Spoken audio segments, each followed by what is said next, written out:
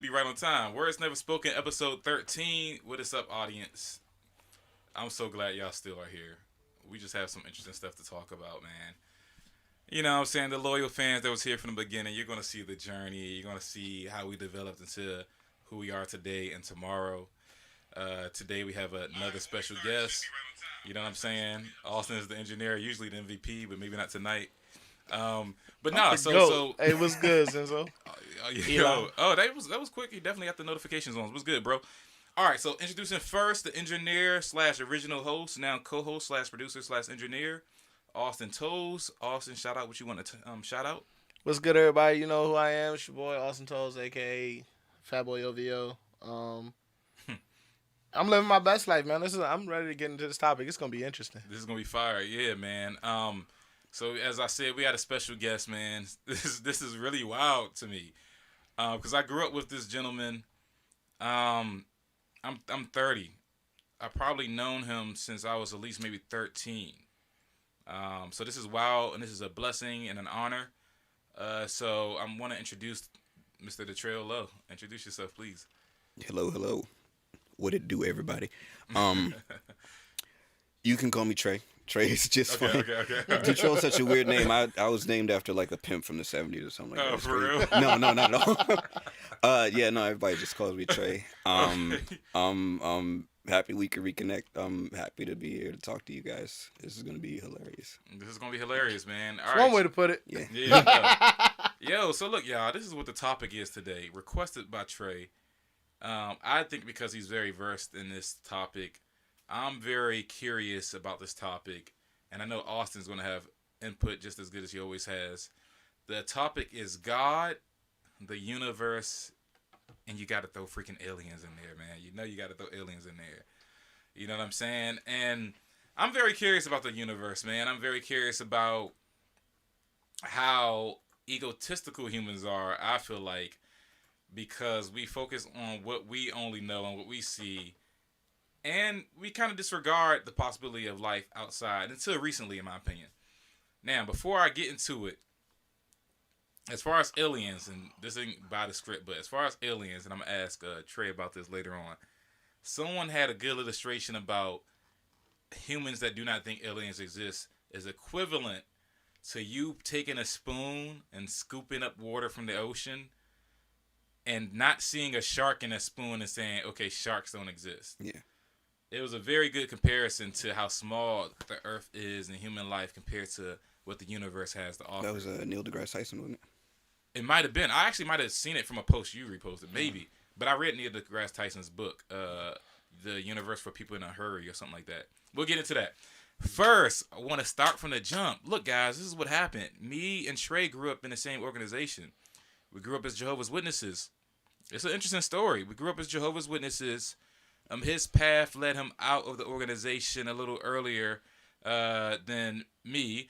But anyway, I want to get into your mindset and your thinking. When did you first say to yourself, "This wasn't for me"? And what were you going through? Do you think that something outside of the organization kind of affected your path to leave? At what age did you start thinking, "Hey, this might not be for me"? it? No, I had always been interested in space. I had studied it extensively as a child, but it was when I started thinking about how massive the universe was, immense on a scale that it, it's ridiculous. How old were you at this point though, like, when it I started? was around 14 to 16 when I started like studying extensively. But the thought that it was all created specifically for us was kind of what made me question things, made me start to question things. Yeah, I can imagine your thoughts on the biblical account of Nimrod, with the universe in mind being made for us, allegedly, and the biblical account of Nimrod and them being limited, building the Tower of Babel. Hmm.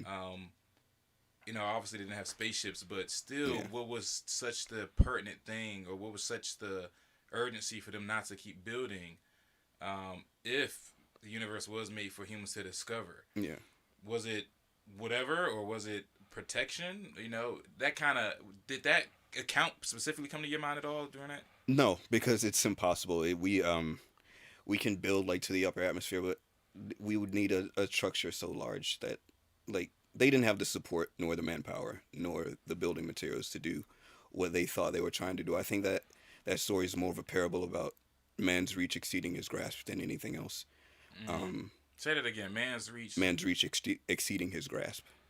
A man's reach exceeding his grasp. Okay, so it's pretty much him going for more than he can handle. Yeah, pretty much. Okay. And I think that what ended up happening, if the Bible account is supposed to be believed, then it was just we shouldn't be reaching for things that we shouldn't, Okay. shouldn't Okay. have. That's a great metaphor. I believe I never thought about it that way. That's beautiful.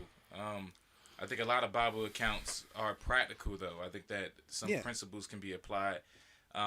So now, with that being said, first of all, let me tell you something. You probably don't remember this really quick. Then we're going to get into more of your mental at such a young age. I remember talking to you years ago about you not being in the organization, and I was like, so what was that? I don't think I was trying to convince you to come back, but I was trying to get your mental on why you aren't trying to come back. That was just a theological conversation. I remember that. And at one point you said, this nigga is funny. At one point he said, at this point, if I walk into the hall right now, they're going to stone me with songbooks. I don't remember that particular joke. That shit was so funny to me. I wouldn't be surprised. Leave it to Todd to remember that joke. Yo, that shit always. I was like, do they still have the hardcover songbooks now? They No. softcover now, so you might not Everything's die. They softcover. still heard Death by a Thousand Paper Well, I Cuts, mean, so- now everything's digital, Yeah. so. Oh. Yeah, you're right. Well, a smartphone could do more than Even everything. no. They'll turn to the Song 78 and Stoning new smartphone. tablets, that would be terrible. So at 14, 15, obviously you're still under your mom's roof, I'm assuming. Mm-hmm. Okay. Was your mom in the organization at that point? No, she was not. She had been disfellowshipped. My sisters were still like strong within the faith, but they started to fall away like one by one. And at around 18 was when no. I stuck on until I was about 20, maybe 21. Okay, but you stuck on still with the thoughts of like more of the curious towards space and everything. Yeah. Like that. Okay, so when did you start applying that and attacking or constantly just trying to research that arena at all? How did that happen in that age group? There was a brother who came in with these infographics, like these massive. He had these posters that compared the size of stars and planets, and I always was led to believe that Jesus or God was.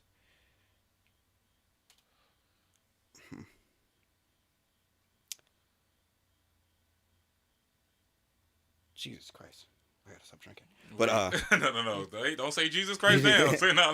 No, That's what you. Hold on, really quick. Shout out to the help comment section, Essence and Keith. Shout out to y'all. Thanks for tuning in. But please proceed, the trail. Take your time. It's good. It's all gravy. So the thought that we would become perfect and live for forever, that was the eventual plan that God would have for us. Like, we would explore the universe because you can only be fruitful and populate the earth to a certain extent. So I always assumed that it was just the natural conclusion. And I wanted to count the stars too with perfect eyes. Yeah. Wow, that's beautiful, man. I want to ask a little bit deeper. I'm a whole geek, man, so I gotta ask this. We had the scriptures teaching about the new scrolls opening up. Was that also associated with because at the same time with the belief of the people populating the earth, it still doesn't disregard possibilities of going further, because it doesn't mean that the earth won't be inherited. But did the new scrolls, scriptures, and revelations come to mind too, where he was like, were you ever like, yo, well, I know new scrolls are going to open up. It's going to be, we don't know how it's going to be, but I know that I'll probably be able to discover like I want to discover. No, it was always just the like linear thought for me that we would eventually leave the planet and populate the universe as God's people. This is all right. Some such. This is why I love both of y'all, man. Like, I'm so analytical. It could be to my demise. It could be to my benefit. But a lot of you guys make decisions more so off of common sense and reason. Me, I'm kind of slow in that point where I need to read and make sense of something before I make a conclusion. Sometimes it still leads to the same path as y'all. Sometimes it doesn't.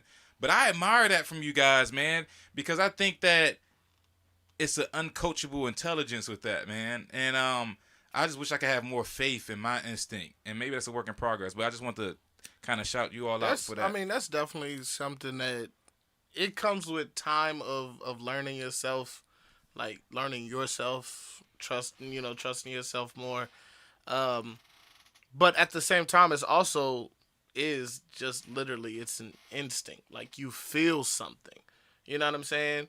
You read something or you heard something or you had a thought or you got interested in something and you started looking into that one thing. Yeah. And then when you hear stuff that may make that one thing seem wrong, even though all logic points to it being right, then you're like, yeah, all right, I'm going to let y'all think whatever y'all want. They call it common sense versus emotions. You might be emotionally attached because of the way you were introduced to something. This is exactly why first impressions are everything. You know what I'm saying? Because they leave such an impression on you. You know what I'm saying? But you get to a point where common sense starts to say, your first impression is freaking effed up. You know what I'm saying? And that battle could last for however long you want it to last. The crazy thing about common sense versus emotions, though, is I'm a very emotional person. Like, most of my decisions are made because I feel something. Mm-hmm. Like, I feel like something's off. Mm-hmm. Yeah, I'm good on that. Okay. And it may seem like common sense, which I do have common sense, but most of the time, common sense is just there in the subconscious, while my feelings, I listen to my feelings and make my choices. Okay. I got you. And I'm sure it's a blurred line with that too. Very much so. Yeah. So back to the trail story. So you at this point you're 20, and what did you? Well, before 20, leading to that, did you read anything? Did you see anything more to learn about the universe at all? I was born in Florida, Tallahassee, Florida. And I never knew that. T-Pain is my favorite artist. We were the same school, Oak Ridge. That's crazy. Cape Canaveral was like 2 hours drive away, and they would have shuttle launches. And I never saw one personally, but I would always hear the sonic booms. And I always, wanted to learn more about space. It was space and dinosaurs. How could you not? You're a kid. Mm-hmm. But there was a disaster in 1986 called the Challenger disaster. If you're not familiar with it, I remember that. There was a catastrophic failure. Real quick on that, Beyonce had got a lot of flack because she put the infamous announcement of the disaster in front of her. Really? She put it in front of her song EXO, and I actually love that song EXO. But when the dude said obviously malfunction or something like that, it's like an infamous line. She put it at the beginning of her song EXO, which the song was about pretty much loving people while you were alive. But a lot of the people that were still surviving, siblings or parents, was like, you need to put that effing down. But I remember that specifically because of her song, Beyonce song. But okay, so yeah, there was some sort of chemical failure, and all 7 astronauts they perished. But that's when I found out what space travel actually was. It's strapping yourself to a rocket and lighting it on fire, and trying to survive escape velocity. And that's not even counting all the stuff that can kill you in space. It's not conducive at all to like human life. So that sort of like that took me back a little bit, but I was still interested in learning about it. So and real quick, I think we got some feedback. Playback going on in the headphones often. Is it me or is it you? Yeah, the headphones are on. You just don't have to use them. No. No, Austin. It's no, I heard it. It's playing what we already been discussing. Like literally. That's from this. But you're not supposed to be listening to the headphones. Remember? Okay, all right. It's all right. Just put them down and leave it alone. Okay. You're hearing the Facebook. I know what you're saying. You're hearing this video right here. Well, nigga, it's louder than I ever heard before. That's why. Okay, I'm gonna turn it off. Okay, all right. Just ignore the headphones. Okay. See, he's saying it like very that, like a normal. No, It is normal. Yeah. It isn't normal. Yes, Because it's only our it second is. week doing no headphones. You can't tell me it's normal. We're on No, episode it's normal 13. for other people. It's not normal Okay, for okay, you. all right. I apologize. Didn't you just talk about humans being so egotistical to think? No, I'm playing. Yeah. Sorry, go ahead. All right, and so Essence is it's time to tune into your. It takes time to tune into your intuition. Essence, I respect your comment, but I'm gonna hold that. We a little early. We a little early. I'll talk to you about it later. We a little early. All right, so but I there's got also you though, for comments real. over here. Well, not really, but Amanda was asking if we were talking intuition. We're kind of touching on intuition, but not really. Right now we're more talking about Trey's story and how he got to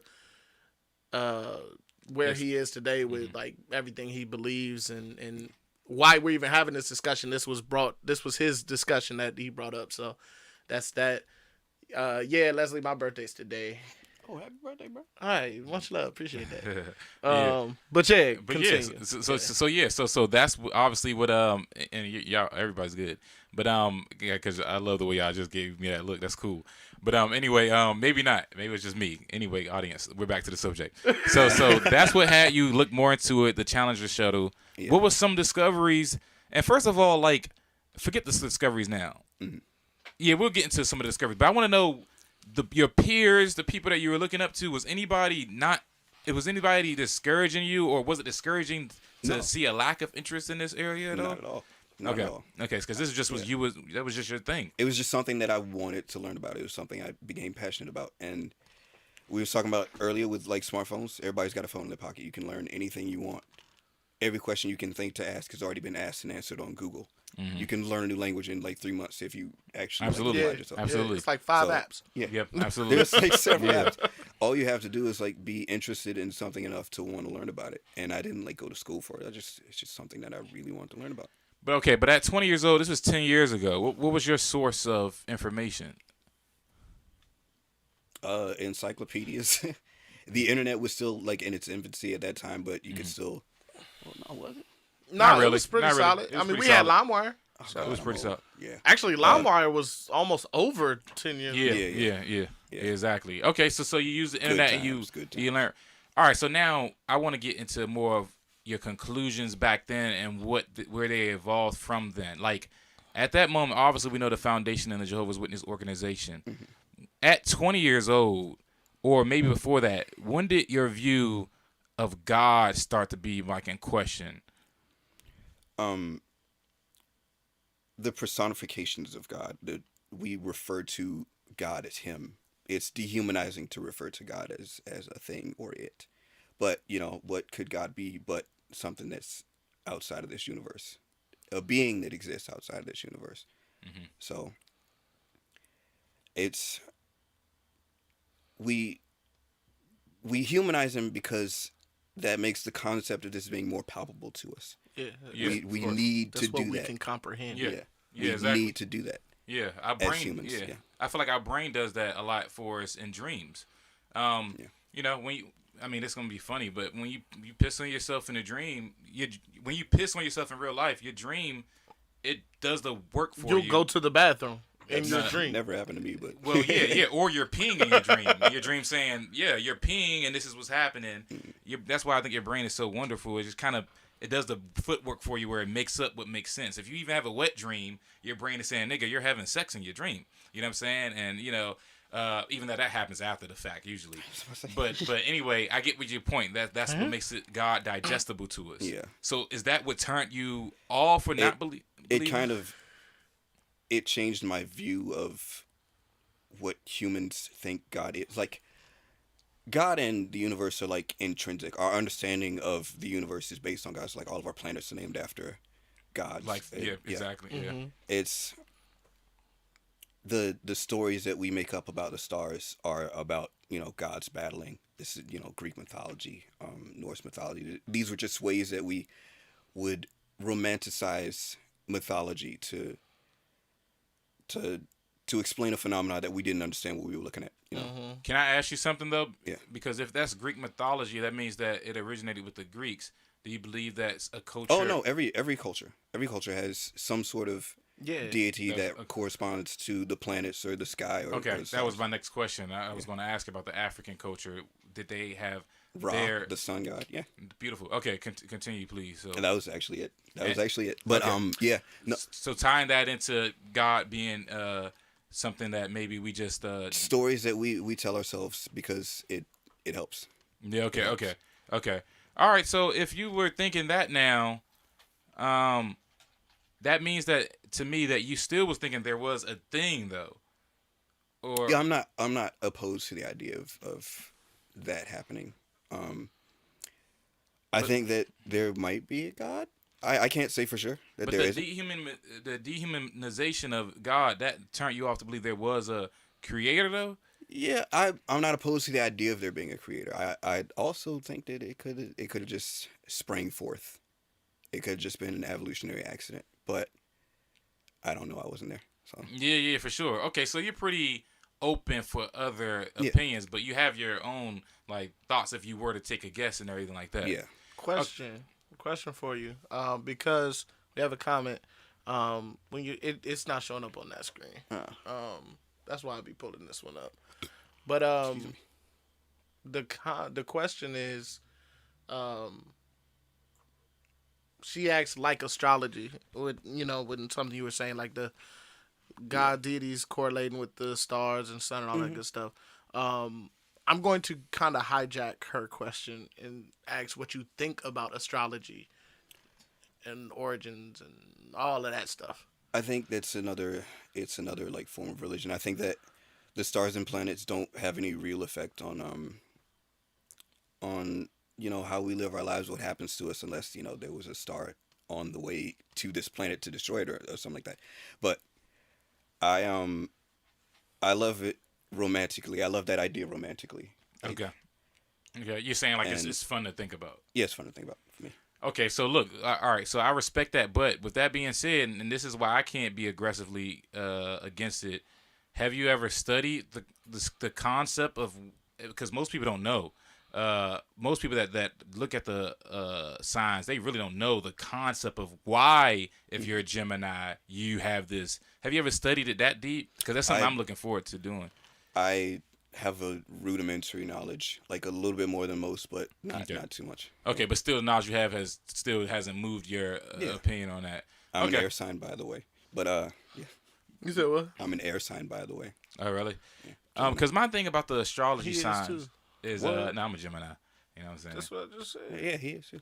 Oh, really?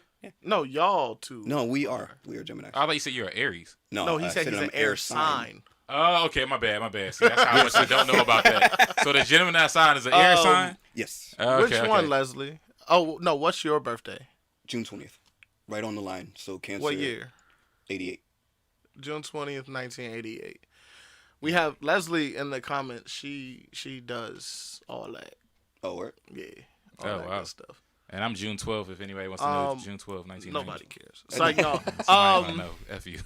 Yeah, we all are. We are all air signs, actually. I'm Libra, but I'm like Nigga, I'm I'm the gonna more need you to leave, bro. Say no. I'm the more balanced one. So Amanda Simmons asks, so Mercury in retrograde, you don't believe in that at all? I don't. No, I don't. I'm not even sure what that means, to be quite honest with you. Because Let's get an explanation on that. Because both of you ladies in the comments, I think y'all know what y'all talking about on this subject. So let's get an explanation of Mercury in retrograde, because I don't know it enough to explain it. Yeah. I don't know what it means either. Mercury's in Gatorade. I have no idea. And why they aren't explaining that? I'm not trying to make fun of that entire thing. I literally don't understand what that's about. Like, that's the extent of my Yeah, now we that's the understand. extent of my knowledge. And my thing about astrology is, and again, I'm not being dogmatic. I'm not finalizing anything, but I just have the tendency to always someone guess my thing. They always ask me, "What am I?" But I'm like, okay, if it's so definite, tell me what am I. Matter of fact, I'll give you 3 guesses. Like, you know what I'm saying? And it's just so inconsistent to what I ran into. And plus, if you're born a certain month, does it matter where in the world are you born a certain month? Well, so here's the thing. What a lot of people know as astrology and their sign, they literally just know the surface, the film on top of the water. They know if you're born this month, then you're this sign. But to what I've learned in like about astrology is it's deeper than that. Like the time you were born matters.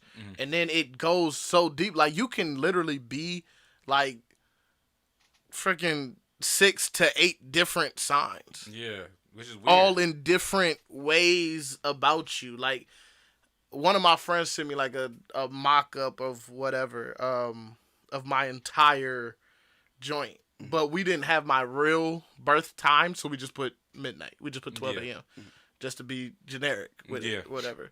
Yeah. Because that's what they said. That's what they said do.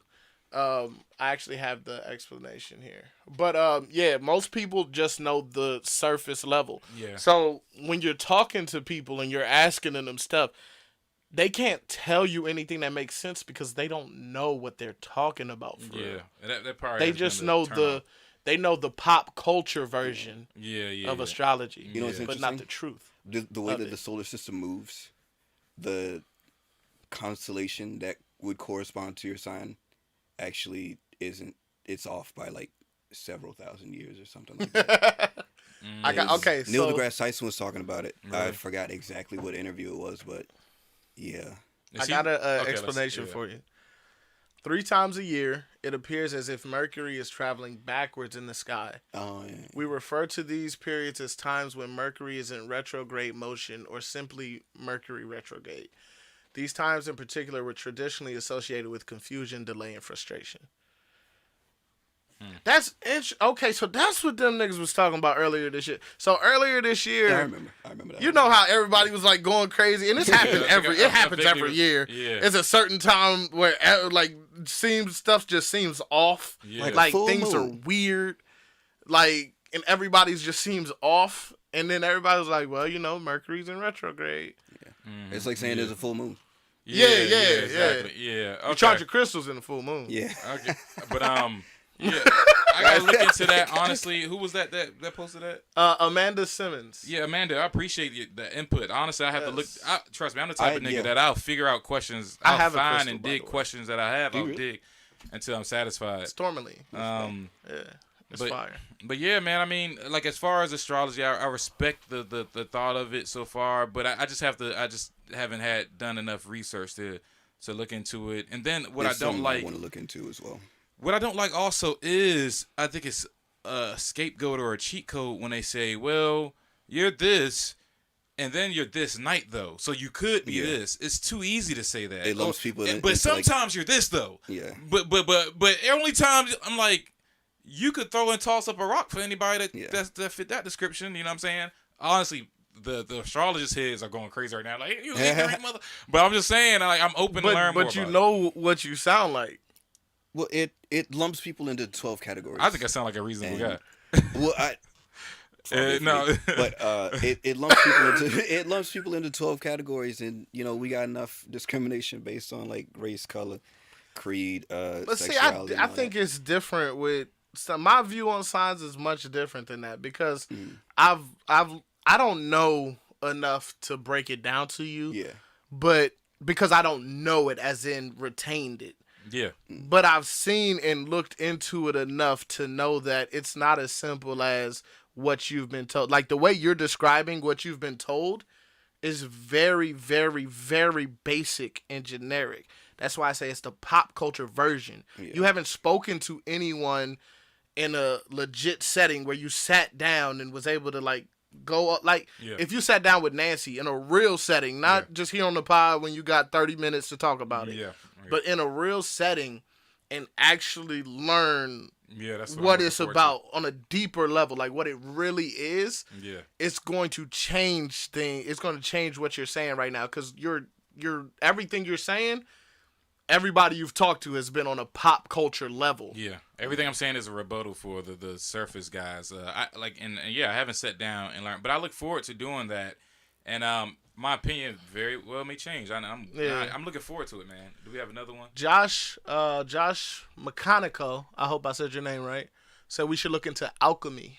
It's so dope and very accurate. Okay, we're going. I don't know what alchemy is. I haven't. That's not off subject. Yeah. Alchemy has to do God's with alien chakras and and universe. energy as a The, human. That bro, that's what crystals and Yeah. stones are all about. The signs are all about constellations and their power over. It all humanity. goes hand Really? in hand But when I you did. look I in when wanna you talk get about into it. constellations too. Huh? I did want to talk about constellations. Yeah, talk Yeah, about for sure. Yeah, because I have a lot of questions when Yeah. it comes to that. Yeah. So from God, obviously you've been studying constellations even as your journey from your viewpoint on God. So what is your current knowledge on the constellations and anything practical that you would say that you could think about? Well, okay, so you're aware of the song "Follow the Drinking Gourd." Yeah.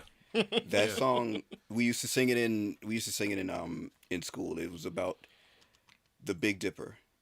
And the Big Dipper is a constellation that many people are familiar with.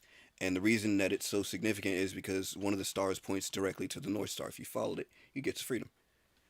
One of the stars that make up the Big Dipper points to the North Star. Yes.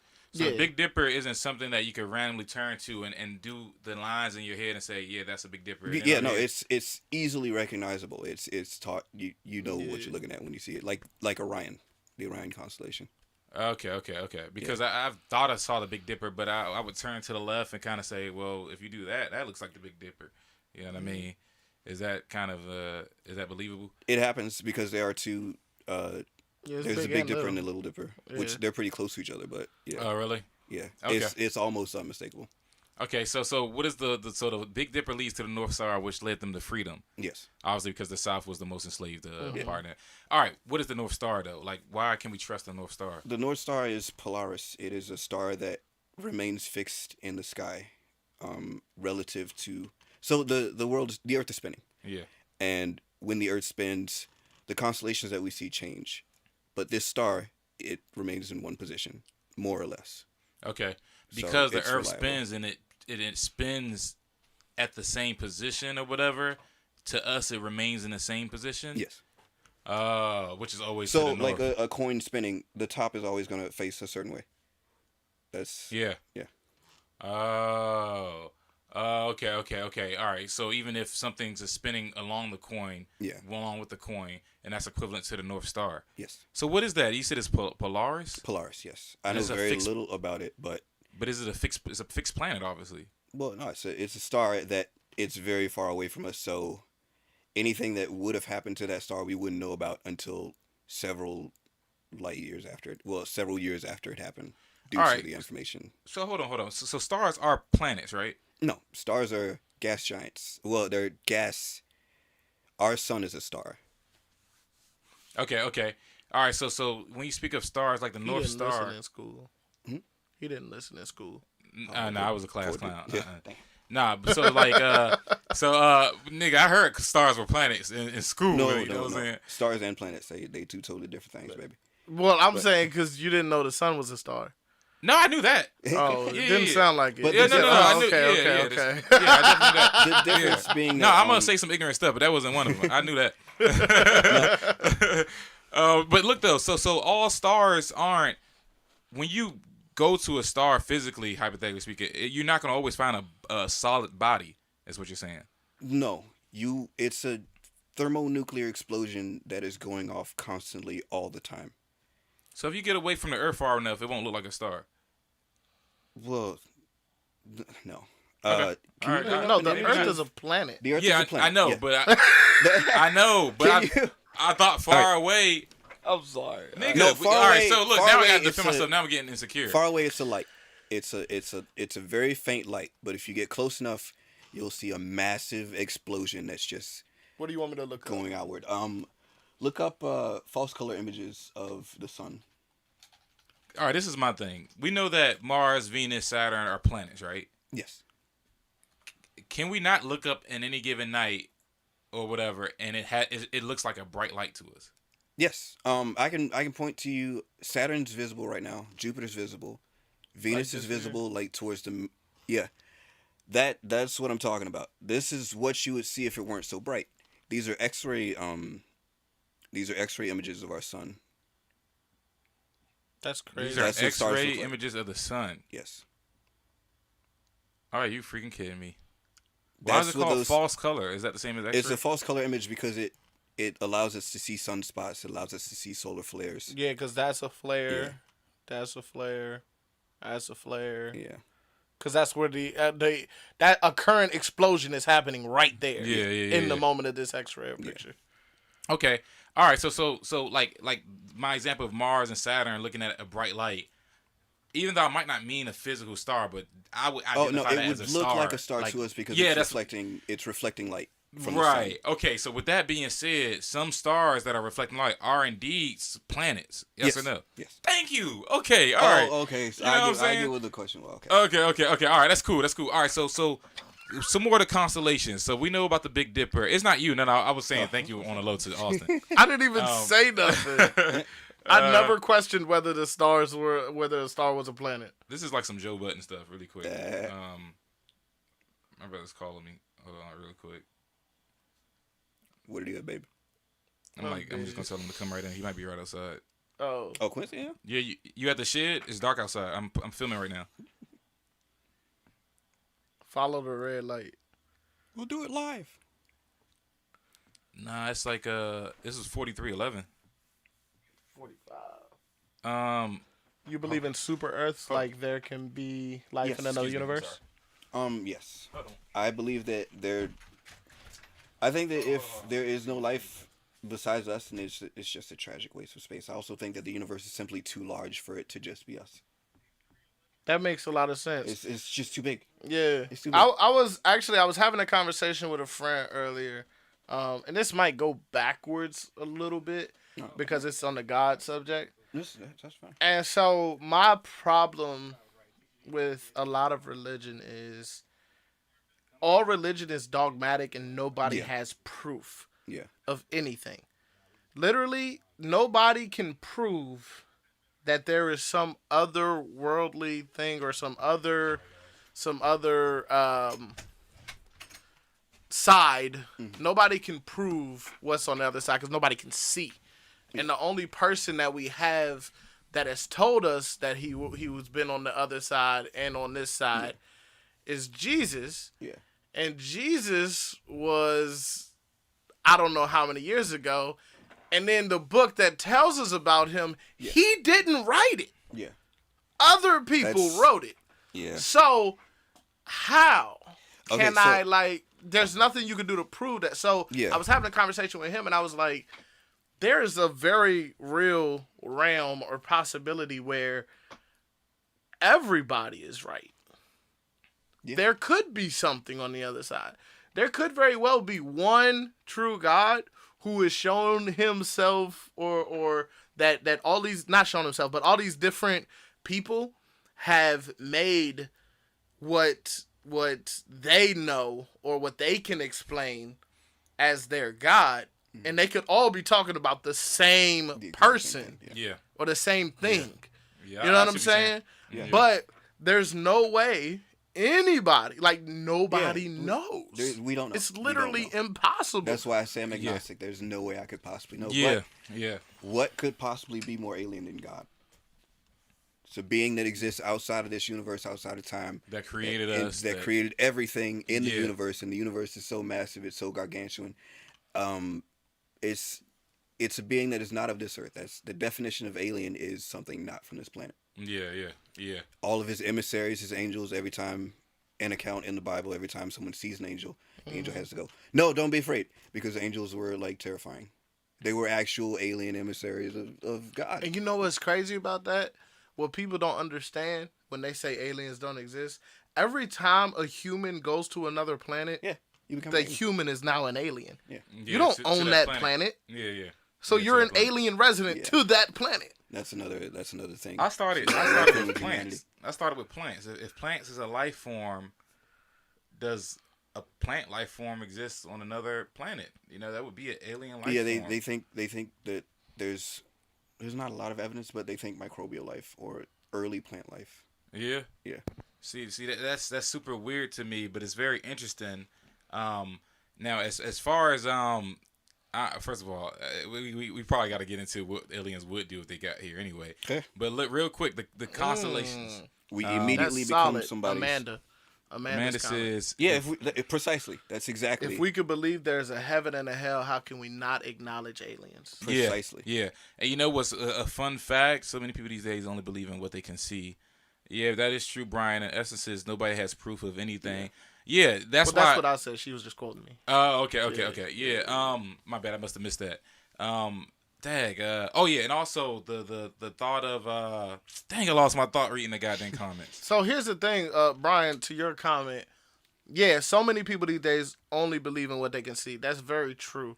But the same people that say the same people that don't believe in aliens believe in God, and that's where the And it's contradiction comes in essentially that the makes same it thing. like, It's essentially what the are That we reminded talking me of my about here? point. Yeah, Okay, Thanks for bringing that up. no Now. problem. Dang, you the man. You the best co-host. over here. I have a second thing to add to that. Though, Okay. by the way. Really quick, before I forget this joint, even in Genesis chapter 1, verse 1, it says that in the beginning God created the heavens and the earth. So in Hebrew, the word universe didn't even exist. Even if they wanted to speak about another thing, they couldn't even express it. The best they could do back then was heaven and earth. But really, they meant universe, but they just simply didn't have a Hebrew word that meant universe. right. You know what I'm saying? So that's such a generic statement. That could mean anything. Yeah. That, you know what I'm saying? If you had the limitations in your language, just saying heaven and earth could mean, because, Yeah. later on we learn in the Bible there's several heavens. There's like, well, not several, there's a couple or at least three. There's the They got mid-heaven. mid-heaven. You know what I'm saying? There's And the that's heavens. for That just Nimrod sky. was almost close to the heavens. Then there's the heavens where God resides. Bird fly in mid-heaven. Exactly. You know what I'm saying? So we don't know, man. And I think I it's was just in mid-heaven last week, bro. I was on a plane. So yeah, we don't know. It's kind of bold to say that there's nothing else out there. Can you tell me more about some of the He said he had something to add on to the point of Trey. You said you yeah. had something to add on. Oh, Okay, yeah, so- yeah. Real quick. In terms of it's easier. Faith has always been like a problem for me. The universe is quantifiable, it's measurable. You can take a yardstick and go, that's why this works. The reason that we have cell phones, the reason that we have microphones, the reason that we have Wi-Fi, the reason that we have TVs, all that is because we've studied the universe and we know we're able to condense this technology. We're able to make it work for us. But the thing with God is the answer is always he just is.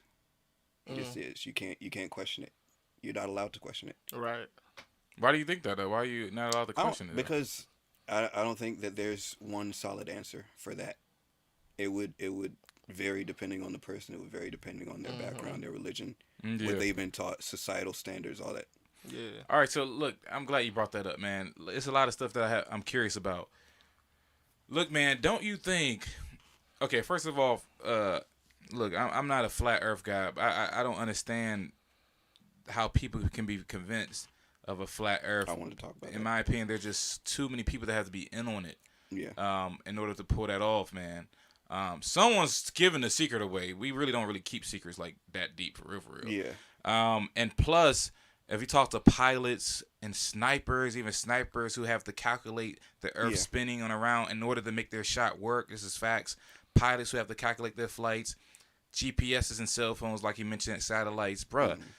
Like I don't know, man. They will say that they believe the Earth is flat, but will trust cell phones. Yeah, and like not think about the fact that relies on satellites like all the time. Yeah. So with that being said, how can you personally trust some of these scientific predictions? For example, how far the sun is away from the Earth. The reason why I ask that is because, do you think it's possible that the rules change after it leaves a certain atmosphere? You know, the scientific route. How can you be sure that something so How can you be sure that a rocket going 200 miles per hour will take a year to get to this place, which might be true, but it's the same algorithm 30 light years away. You know what I mean? Well, the universe is constant. You will, in your study of astronomy, in your study of philosophy, you'll hear the term universal constant. The reason that it's a constant is because it always is. It will. You can do 2 + 2 and you will get 4 every time.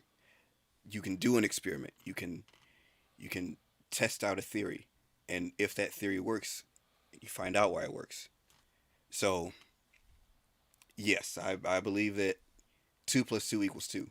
That's the reason I believe that the sun is 93 million miles away That's why I believe that light travels at 186,000 miles per second. But okay, so I understand that. What it is, baby? But shout out to Quincy, man. You could join too if you wanted to join on it. It's a deep topic or whatever. Oh, y'all never met. Oh, it's an honor to introduce y'all, man. Younger brother Austin. Appreciate you, man. Thank you. Yeah, and Trail, yeah, this is good. This is the hood podcast here now. It's like, nah, this is what like you could join up if you want. You could chill on this. This God, mic, universe, and aliens. Do you want to actually get on the mic? Yeah, sure. All right, go ahead, sit right there. Then. All right, man.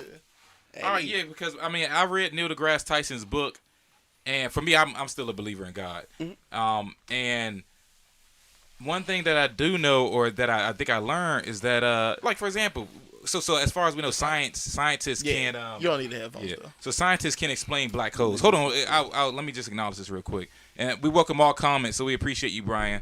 And religion is not the problem in America right now. Antichrist and atheists are. See, that's all right. So look, really quick before anybody says anything, Brian, I just want to say I appreciate your comment, but I think it's kind of contradictory. Cool, appreciate it. Because if you're saying religion is not the problem, but Antichrist are, that would be a religious thought in opposition of your religion, which I think There's a comment just above that. so many people these days. Oh, we already had talked about that one. So we did that. And atheists are, I mean, like I said, I respect your opinion, but honestly, so what I've come across so far is that atheists can be some of the nicest people because they have what I feel like I call social obligation, where if there are no rules, then we're at each other's mercy of niceness. You know what I'm saying? If I have no rules and I can shoot you or whatever, what's stopping everybody from trying to shoot everybody? And to me, that leads to social obligation. And I mean, the Bible talks about the law of the heart. I think it kind of coincides with that. So I mean, I disagree with you, but I respect your opinion. I'm willing to listen. I had thoughts on that comment too. I don't believe religion is the problem in America. I believe religion is the problem in the whole wide world. No, it's religion is divisive. Yeah. It's divisive. You can be a spiritual person. You can believe. You can have Christianity beliefs, Christian beliefs. I don't know why I made that difficult. Christianity beliefs. You can have Christian beliefs and not be a religious person. Yeah. And not go to church. Absolutely. You don't have to go to church for sure. to have religious beliefs. So religion is a problem to me because it's so divisive. So religion's not the problem in America right now. Division is the problem in America. Yeah. What helps division? Religion, race, creed, where we all go to our tribes when anything happens. We talk about this on BNY all the time. When something happens, we all go to our tribe, whether our tribe is black, white, far right, far left, Democrat, Republican, whatever you want to classify it, that's our tribe. Mm-hmm. And we all go to it. Mm-hmm. That's divisive. So religion is divisive. And then when you add in a lot of the concepts of religion, almost every religion has a version of a heaven or a hell. Yeah. And almost every religion, their God is the same. Do what I say according to this book or these teachings, or die. Yep. Mm-hmm. Forever. If that's not a problem, what is? And why does God need peons like us? We're ants to God. Yeah. What do he get from our praise? This makes me think about an illustration really quick. He has myriads and myriads of angels. What do do you need us for? I'd like to talk about that.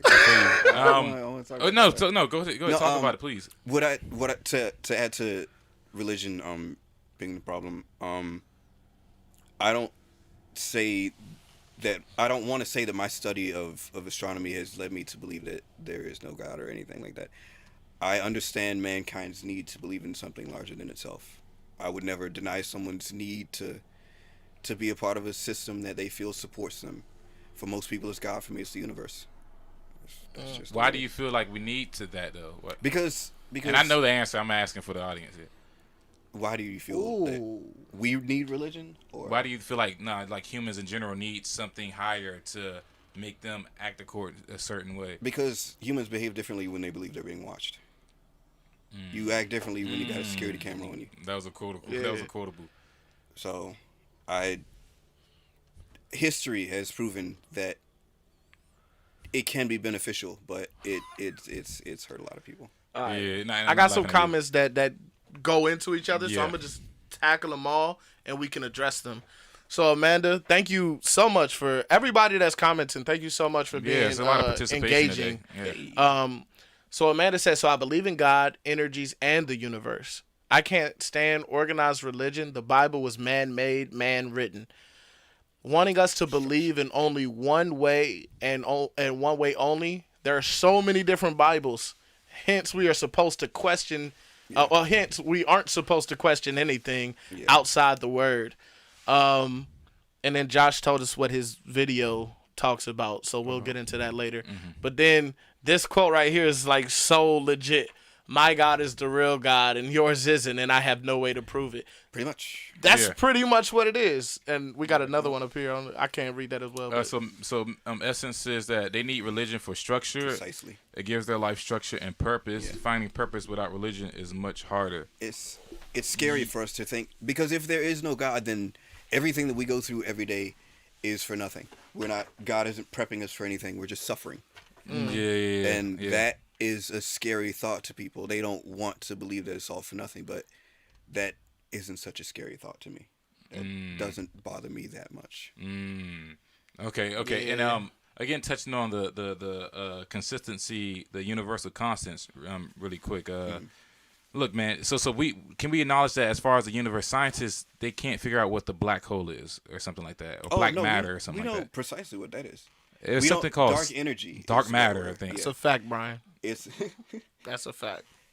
Okay. You don't got to read it. I was just acknowledging. But dark Continue the matter. conversation. So explain what's the whole. And by the way, just because I'm asking you something, I mean I believe it. I'm just trying to get more information.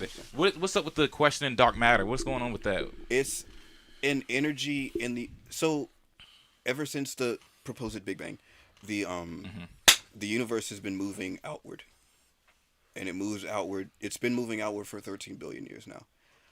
Something is pushing all of the matter outward, and that's what we call dark energy. We don't call it dark energy because it's like mysterious. We only call it because we don't know precisely what it is. But wait, there's maybe not. I'm not using the right term. But there's something that we don't understand. I thought it was called dark matter, but it's something where you get close enough and the rules are kind of freaking everywhere. Relativity for black holes. You know what I'm saying? The theory of relativity, Einstein, he published his papers like almost 100 years ago. But everything that he published, we're finding to be true. We were able to observe a black hole for the first time like last year, and all of the numbers that we've run like correspond to everything that he thought would happen if a star was being consumed by a black hole. Okay, that's very interesting. One thing that also reading Neil deGrasse Tyson, because I'm a believer in God. As of now, that's like my research has brought me to that as of now. One thing that Neil deGrasse Tyson brought up in his book was that the moon is 400 times smaller than the sun, yet 400 times closer to the earth. And he said it was one of the biggest, he says, coincidence.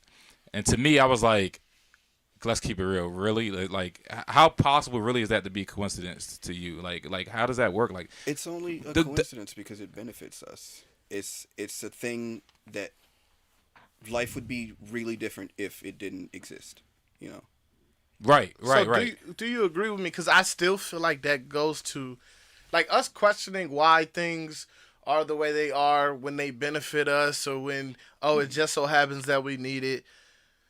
That's just human ego. Yeah, that's just human ego. We just want everything to be about us. Okay, but who benefits the most? Hold on. We think we're the only life in the universe. And I understand that. I totally understand what you guys are getting. Like, so we're questioning all these things. Bro, the moon could be so close to us because it needs to be so far from some other life on another planet. Yeah. Or else they'll die. Yeah. It could literally have nothing to do with us. Yep. Yeah. Honestly, I love that you're able to articulate that. I understand, and I think you're right. That's a great mindset.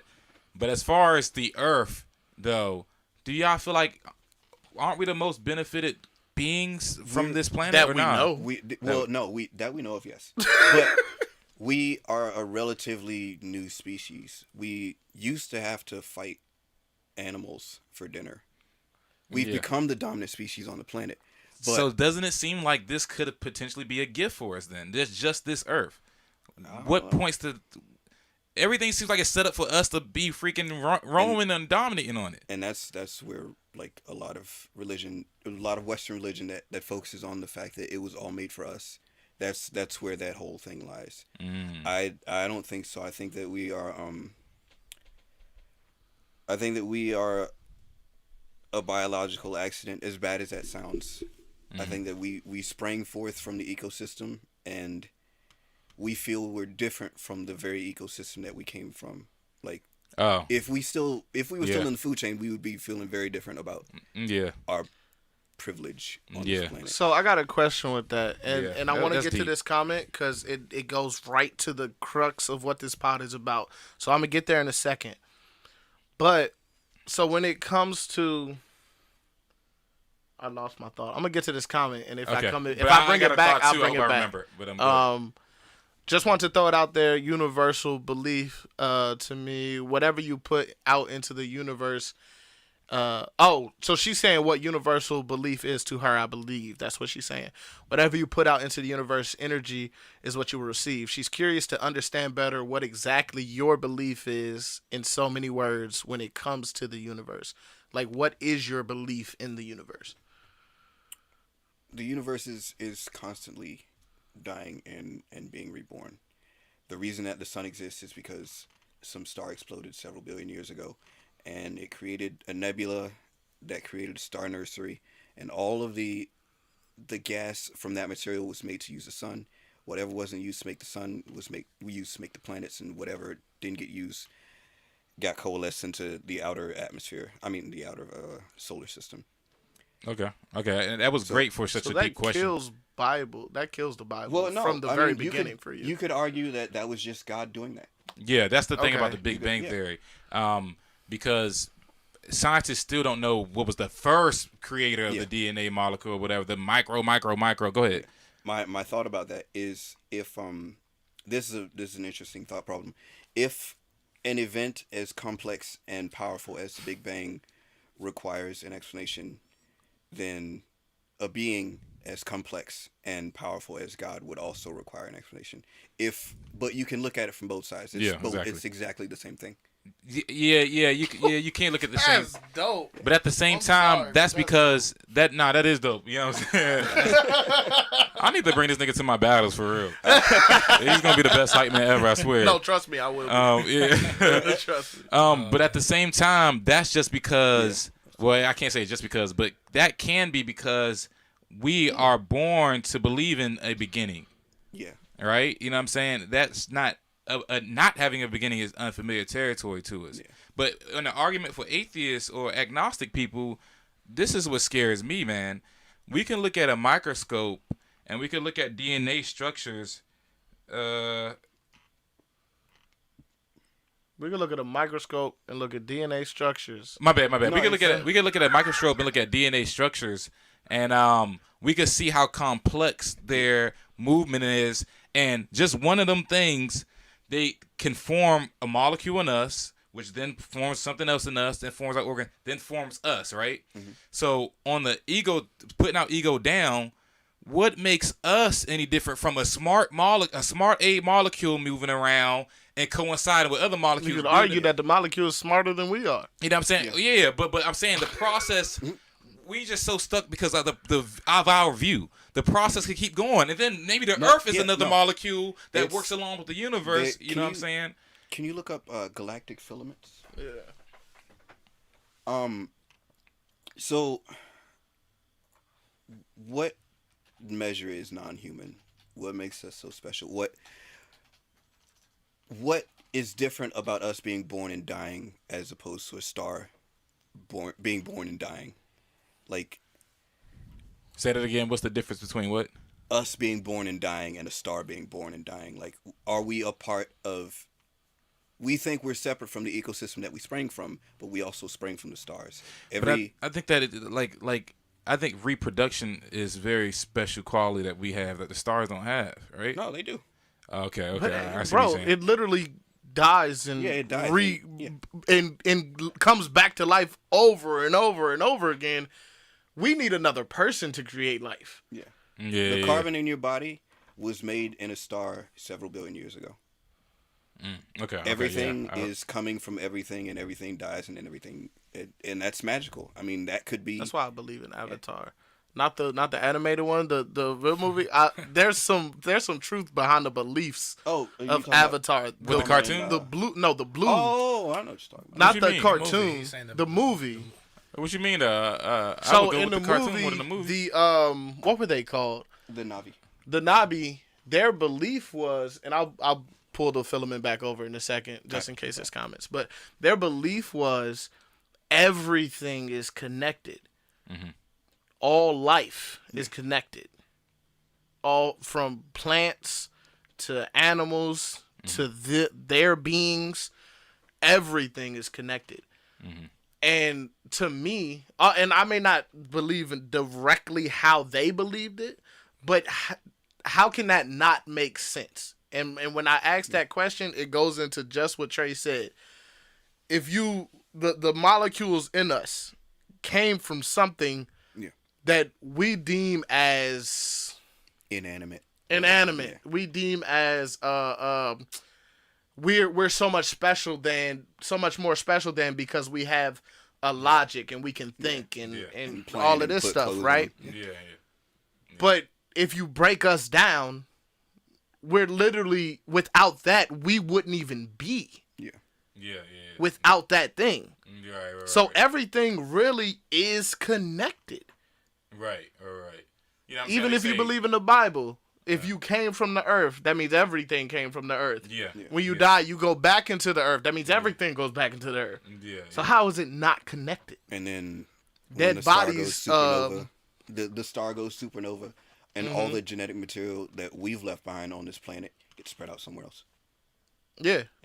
Do you think it's just keeps possible going. that? And dead bodies are used as fertilizer. So. Yep.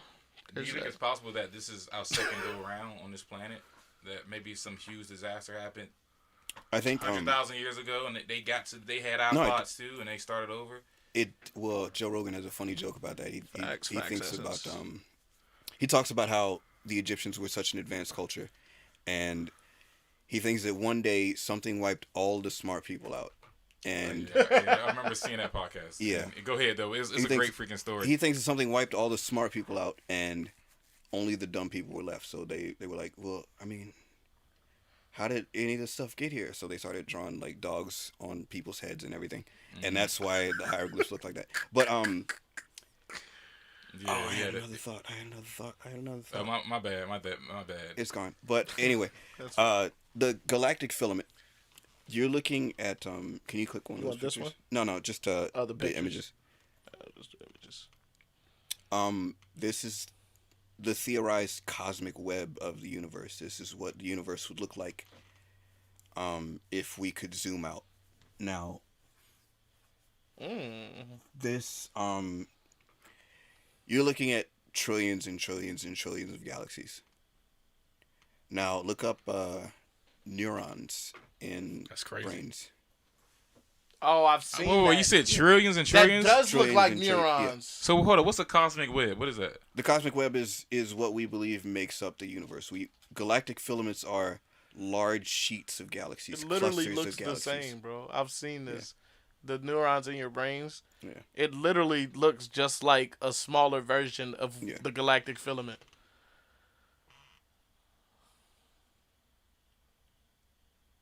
Especially like that one right there of the whole brain and all the neurons in the brain. It's funny, Trey, because you have these philosophies and you haven't even tripped yet.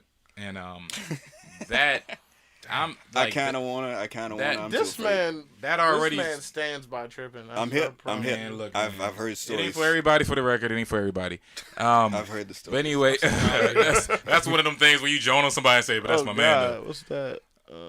Oh, this is looks funny. Oh, yeah. I'm gonna read it.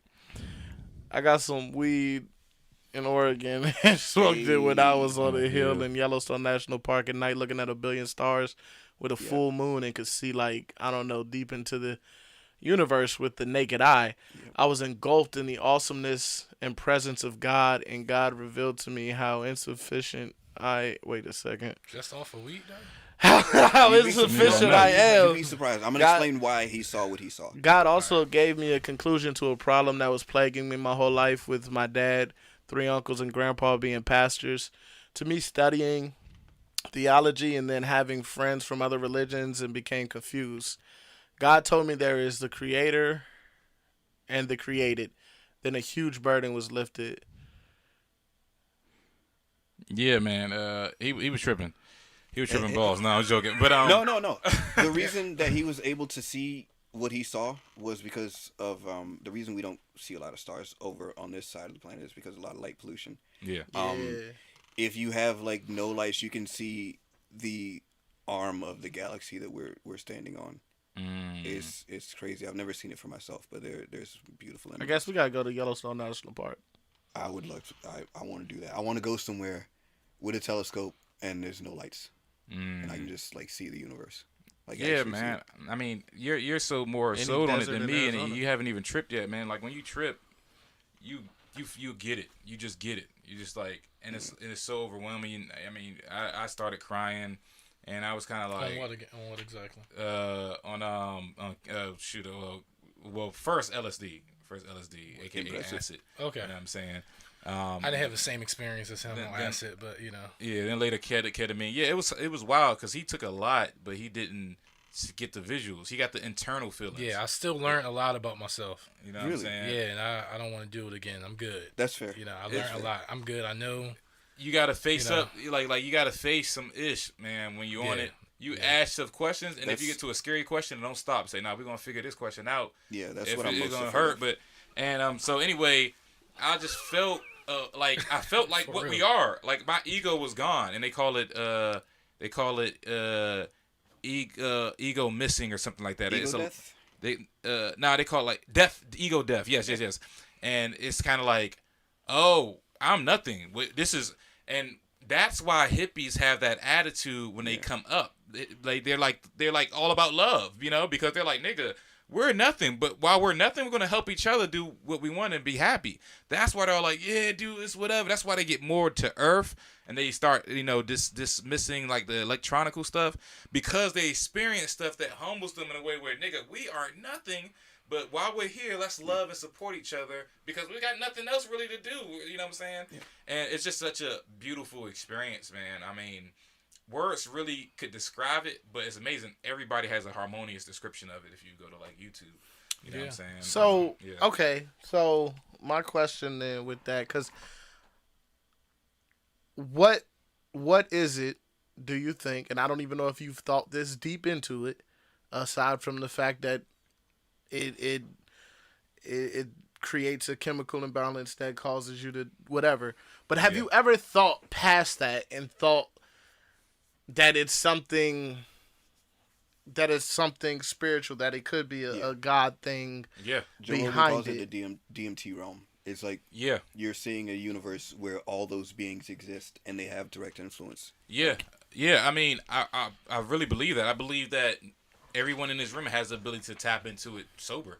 I believe that. But It happened to me once. Yeah, and he has a great story about this. I'd love to hear it.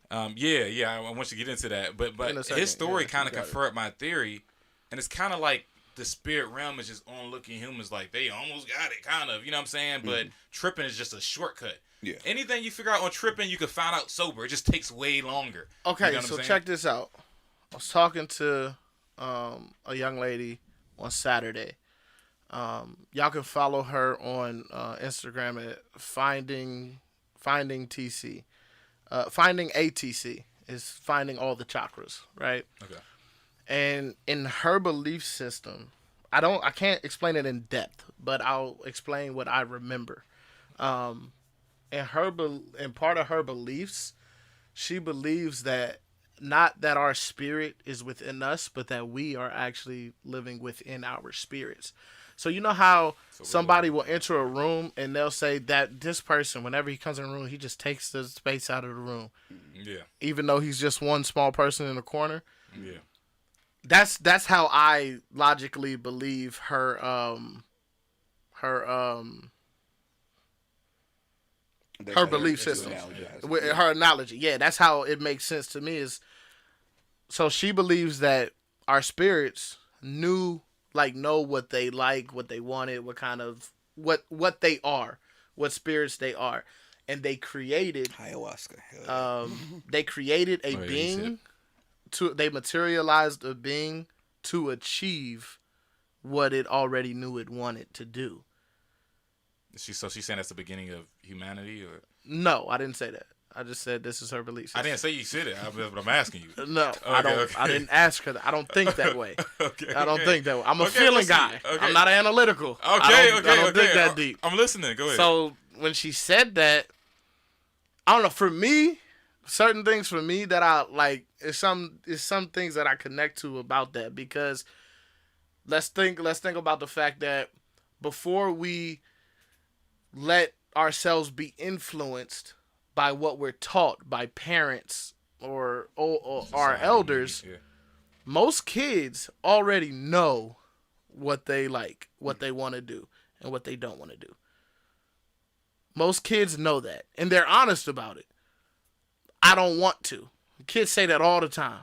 That'd be their first sentence that they learn. I don't want to. No. They know what they do and do not want to do before they're influenced by other humans who have already been past that stage. Yeah. Right? To me, that makes a lot of sense. If in your spirit you already know, people say that all the time. I just knew it in my soul that I was supposed to be doing this. Yeah. People say that all the time. Some people say that and they trash though. Like it be That some don't mean that they singers- weren't supposed to do it. It works for That them. just means that they just didn't have the talent to achieve it. Yeah, that's Okay. their They- belief Okay. system. Okay, You okay. can have the belief without the execution. Yeah. Yeah.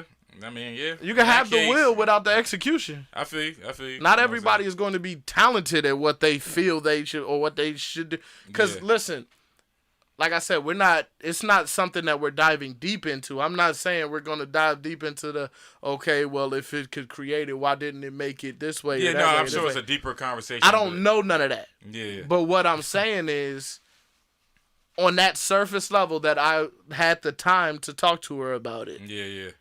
it made a lot of sense to me why she would come to that conclusion for herself Yeah.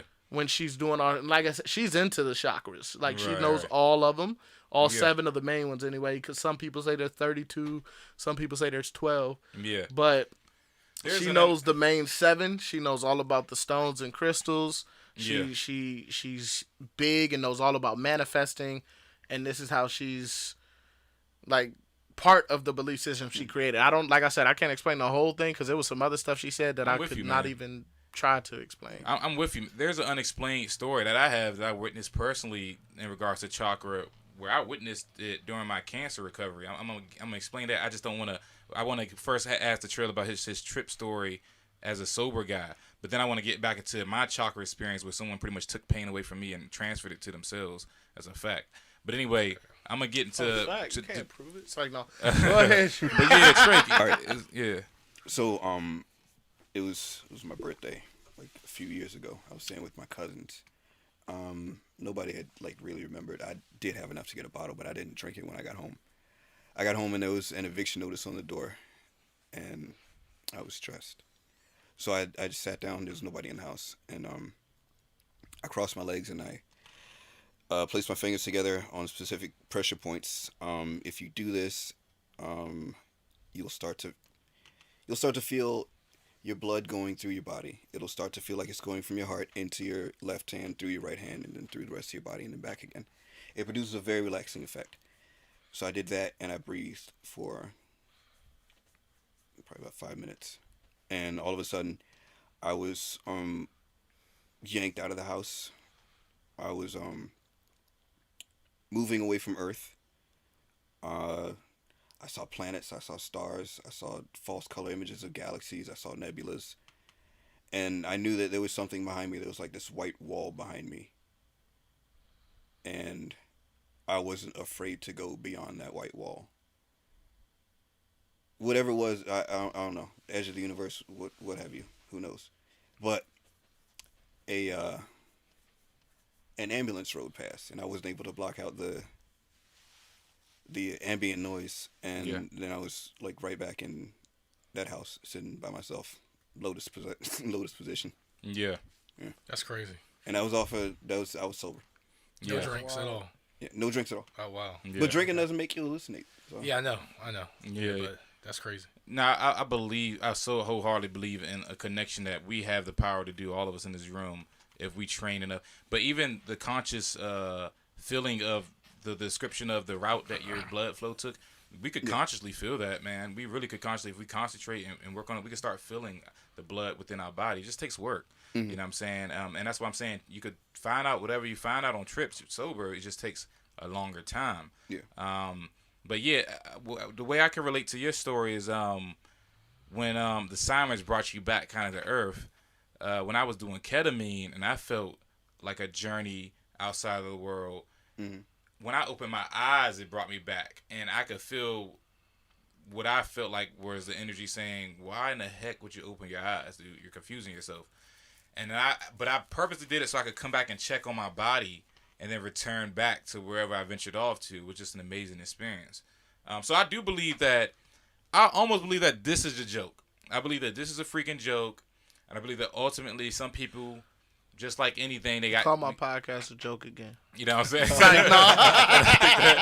I think that anything we get carried away with the desires within it, and it takes us away from our spirituality. I really do believe that, man.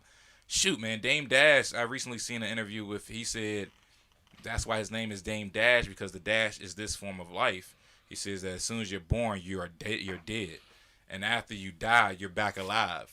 And that point in time is just a dash. That's why he calls himself Dame Dash. He's like, this life is just a dash in your real life. You know what I'm saying? And I thought it was pretty fire, man.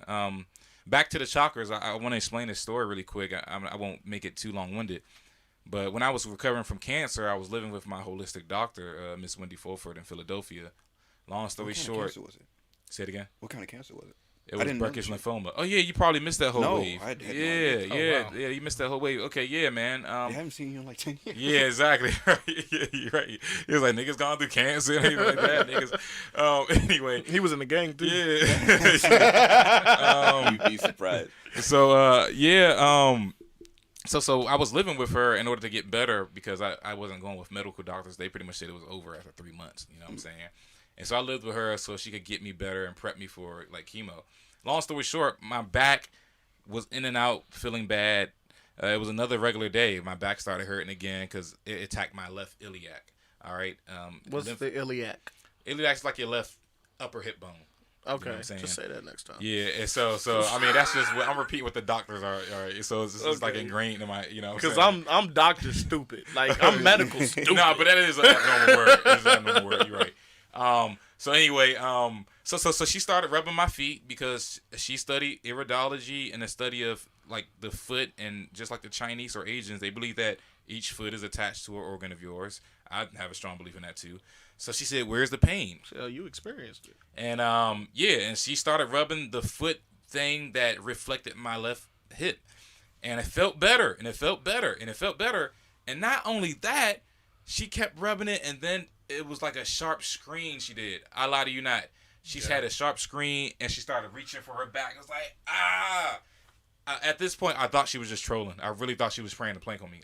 That was that convinced. I was like, dang, she really got jokes for her. But I was feeling so much better, I didn't care. She stayed on the ground. I said, "Oh, you're freaking serious?" And she said, "I did it too much, and I transferred it to me." And she was a witness. She still is a witness to this day. So she stopped me right there and said, "I can't explain it. If I explain it, you'll be even more confused." I was just like, "What?" And no one else was in this room. It was me and her. How long did this process take? Like till she 15 overdid to it. 25 minutes. 15.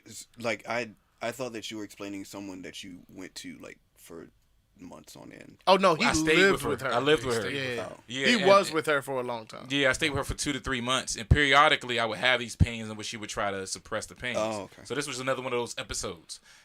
She was rubbing my feet for like 15 minutes, and I would say it hit around 20 minutes where it went to her, And I was just flabbergasted, man, because here I am, pain is gone, and I'm lifting up, and I see her on the floor grabbing the same spot that I had my pain in.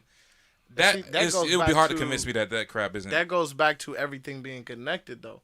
Because Yeah. when pain leaves you, well, where does it go? Yeah. When you're relieved of pain, Yeah. where does it go? When you're That is- relieved of a feeling, Yeah. of a love, of a heartbreak, or like where does it go? Yeah. That is the first law of thermodynamics. It's a universal constant. Energy cannot be destroyed; it can only be transferred. Right. Yeah. Right. That was one thing I remember in school.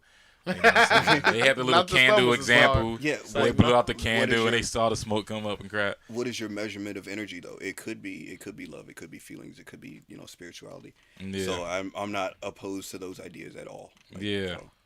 All right, so look, with this being said, I want to get deep into purpose, your purpose in life, and what do you think is the most beneficial way to live, which I know is dependent, but for you personally, Trey, with your knowledge and what you've kind of learned and your theologies now, your philosophies now, what do you think is the reason why you here, or what do you want to do with your time here and your body here? Do you care about influence? Do you care about happiness? Obviously, I'm assuming you do. But what would be your thing you want to Don't do? assume that. What do you want to do with your time here on this earth? All right, we were talking about mankind's insignificance. I've been holding this coin. This is something you guys can do at home. No. All right. So this is a quarter. At the very center of that quarter is the sun. Somewhere around just before the nose is Earth, and at the very edge of that coin is the surrounding Oort cloud, or asteroids and meteors left over from the formation of the solar system. The nearest star that is not our sun is Proxima Centauri, and it would take 4.1 years to get there if you were traveling at the speed of light, which is 186,000 miles per second. It takes like a few days to get to the moon. It takes a few months to get to Mars, like 2 years to get to Saturn, 9 years to get to Pluto, and 20 years to get out of our solar system. The nearest star, if the solar system was scaled down to that coin, would be 2 football fields away. It would take, using our conventional means of propulsion, it would take like 81,000 years to get there. Using our fastest means of propulsion, it would take 16,000 years to get there. Still talking on the sun. Yeah. Okay. No, The the outside sun, the but sun. outside the sun, yeah. And there are no habitable worlds there. There's nothing, like, we would make that trip and there would be nothing there but that star. And that star may give off, like, harmful radiation and all this. It's futile. Like, looking for a place other than this Earth is like, futile. I think about the movement of the planets. I think about where the stars are. I think about the movement of the galaxy. And I invert my perception. I look down on everything here, and my problems don't seem that big. So I recognize how small we are, and it doesn't make me feel sad. It doesn't like make me feel like it's all for nothing. I mean, it can be argued that existence is meaningless, but that don't mean it gotta mean nothing. You know what I mean? Yeah. But you still have your reality, though. You still have to My live. reality is I will keep living until I die. I'm gonna stay black and die. That's what I will do. I will try to help as many people as possible. Preach. I will Stay black and dead.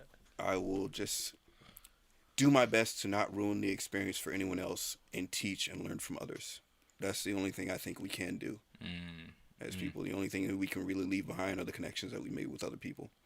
Yeah. So- Yeah, I think you're absolutely right. So your psychology helps you to pretty much, for lack of better words, demean any issues you might have. I roll with because- the punches, baby. It Yeah. all, like, in the grand scheme of things, it doesn't matter. Doesn't matter. I really agree with you, to be honest with you, man. You know, you think about everything we experienced, and then thinking about 1,000 miles from here, one other human that has a totally different life, and you know, I totally agree, man. I mean, even if you think about Michael Jackson or somebody big like that, really, who will he be to there's potentially 108 billion people that existed since this Earth existed. I think that was on the theory if this existed for 6,000 years. All right. Oh, So, that's only 6,000. so my point is, we're 7 billion people, I think, right now, or 8 billion people, right? In 80 years to 110 years, there's going to be a completely different 8 billion people walking this earth. Yeah. Like, I'm with you. You should enjoy the moment here, roll with the punches, and I really like the way you say, try not to ruin it for someone else. Yeah. You know what I'm saying? Do what you are scared to do. Why the F not? You know what I'm saying? Don't live in fear. Your time is short. Make an impact. And the fear is the wall that is in front of influence. You know what I mean? So you should embrace fear. And one thing I'm going to teach my future kids is the importance of adaptability. That's to me the human's biggest and most important quality. If some effed up happened in your life, you adapt. You know what I'm saying? And that is going to be always an ongoing case. The day you don't adapt is the day that you've content to a life of solitary and acceptance. And you can do that if you want. Evolve or die is your basic. Exactly.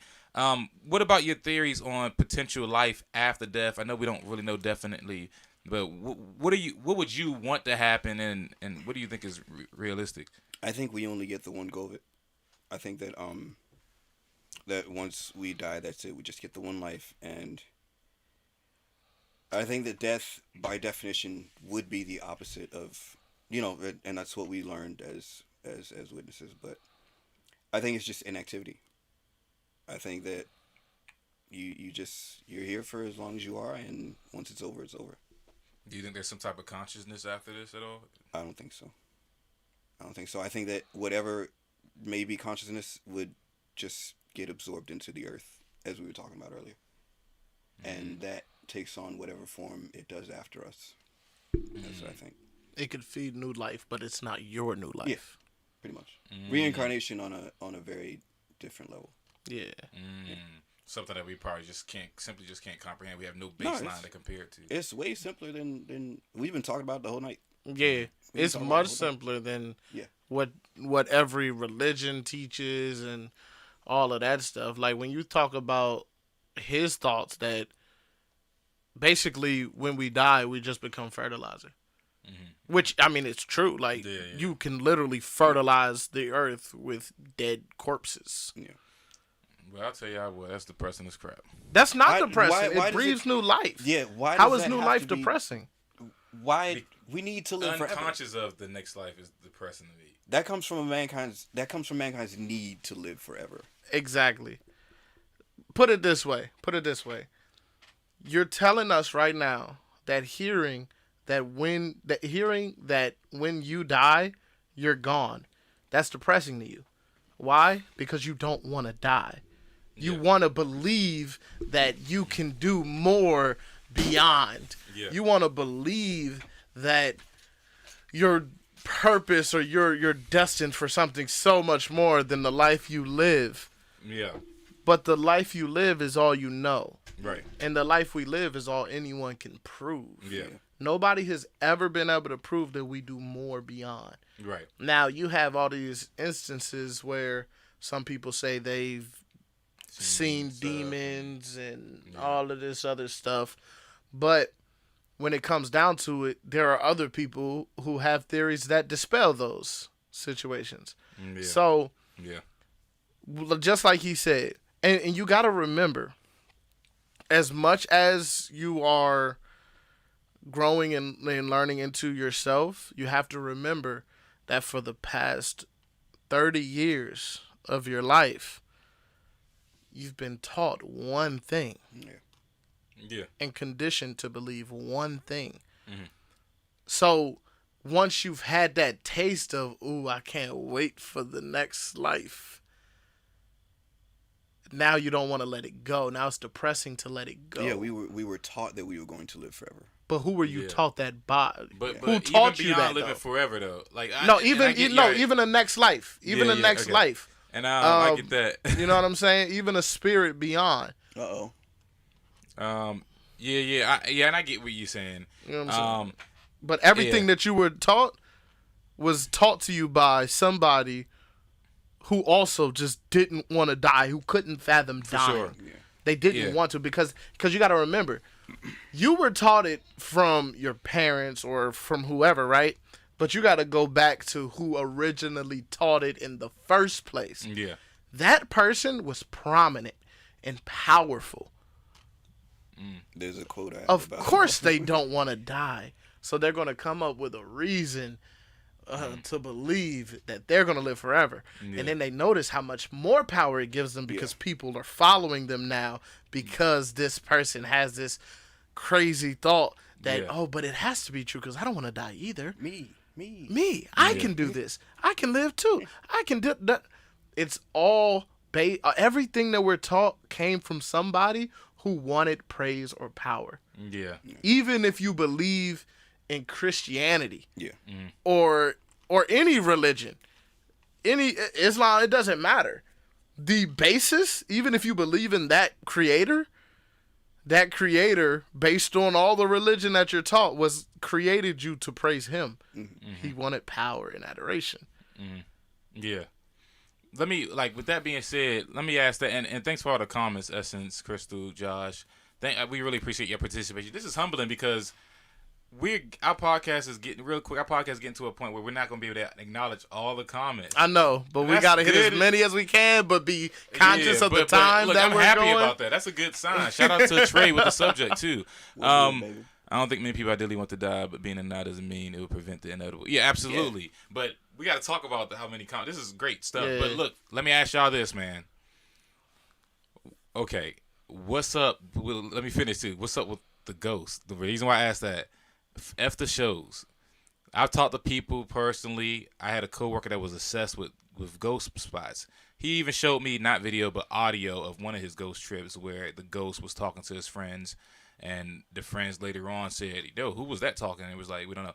So, do y'all believe in any of the stories of ghosts or demons? Because that has to be connected to something. I personally do.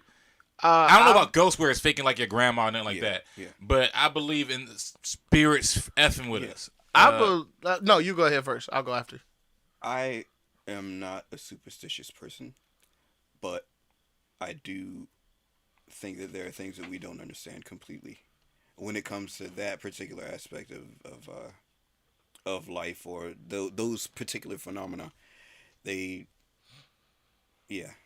I'm not superstitious, but I wouldn't mess around with it. So. Okay, all right. So you believe that maybe it's just some stuff we don't understand, but can actually be. Oh, I believe a reality. Yeah. Yeah. Okay. All right. So if you believe it happens, I know I'm not trying to say you know all the answers and anything like that, but do you believe it could be like a offset of good spirits, possibly? I think that attributing a motive to these things that we don't understand would.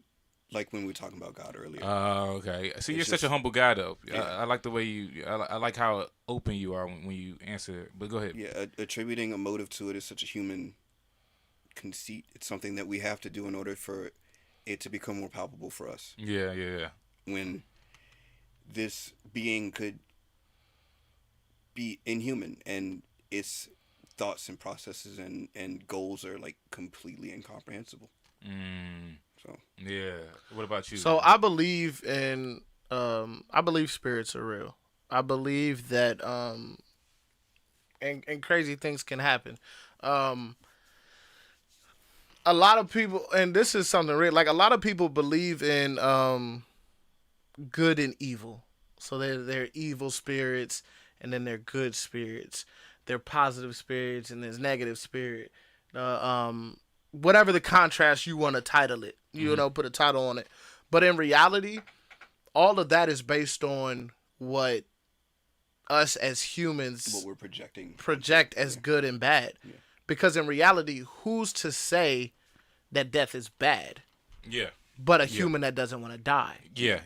So when we are talking about these, and who's to say that you can literally question anything. And so, yes, I believe that spirits exist. I believe that, and this is a a new belief for me. Like, I'm learning these things, but Yeah, it's yeah. just off. Honestly, I'm gonna say it again. It's just off of a feel. Yeah. All right. Everything I'm talking is just off of a feel because the way my life has changed recently, and I'm actually doing, honestly, in a lot of ways, better than I was before.